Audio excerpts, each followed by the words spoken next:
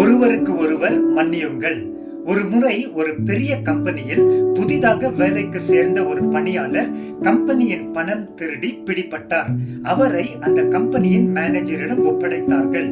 அந்த மேனேஜர் சற்று இரக்க குணம் நிறைந்தவர். பிடிப்பட்டவனை பார்த்து, ஏன் இப்படி செய்தாய் என்று கேட்டார். அதற்கு அந்த நபர், சார், நான் செய்தது பெரிய தவறு. என்னை தயவு செய்து மன்னியுங்கள்.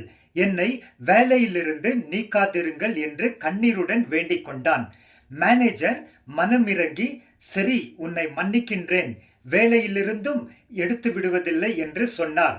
மன்னிக்கப்பட்ட நபர் மிகவும் சந்தோஷத்துடன், மிக்க நன்றி சார், நான் இனி கம்பெனிக்கு உண்மையாக உழைப்பேன் என்று சொல்லி மேனேஜர் கேபினை விட்டு போக இருந்த வேளையில் மேனேஜர், சற்று நில் என்று சொல்லி, உனக்கு ஒரு உண்மை சொல்லுகிறேன்.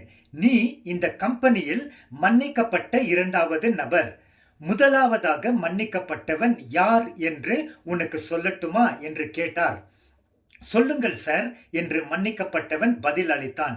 மேனேஜர், முதலாவதாக மன்னிக்கப்பட்டவன் நான் தான். பல ஆண்டுகளுக்கு முன்பு உன்னை போல ஒரு சாதாரண வேலைக்காரனாக இந்த கம்பெனியில் சேர்ந்தேன். அப்பொழுது சில மாதங்களுக்கு பின் கம்பெனியின் பணத்தை திருடி பிடிபட்டேன். கம்பெனியின் உரிமையாளர் விசாரித்தார். அவரிடம் நான் அழுது தாழ்மையுடன் என்னை மன்னிக்க வேண்டும் என்று வேண்டிக் கொண்டேன்.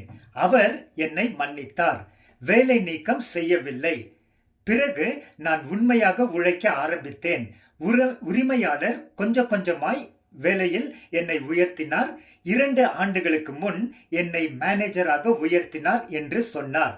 பிரியமானவரே, ஆண்டவராகிய இயேசு கிறிஸ்து நமக்கு கற்றுக் கொடுத்த ஜெபத்தில், பிதாவே, எங்களுடைய எதிரிகளுக்கு நாங்கள் மன்னிக்கிறது போல எங்களுடைய பாவங்களை எங்களுக்கு மன்னியும் என்று ஜெபிக்கவும் கற்றுக் கொடுத்திருக்கிறார்.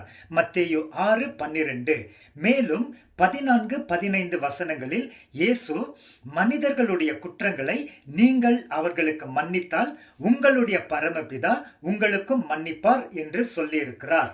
கொலோசியர் 3:13 இப்படி வாசிக்கிறோம், ஒருவரை ஒருவர் ஏற்றுக்கொண்டு ஒருவர் பேரில் ஒருவருக்கு குறைபாடு உண்டானால் கிறிஸ்து உங்களுக்கு மன்னித்தது போல ஒருவருக்கு ஒருவர் மன்னியுங்கள். பிரியமானவரே, தேவன் நாம் ஒருவரை ஒருவர் மன்னித்து சமாதானத்துடன் வாழ்வதற்கு கட்டாயமாக உதவி செய்வார். அவருக்கே துதி, கன, மகிமை என்றென்றைக்கும் உண்டாவதாக. ஆமேன்.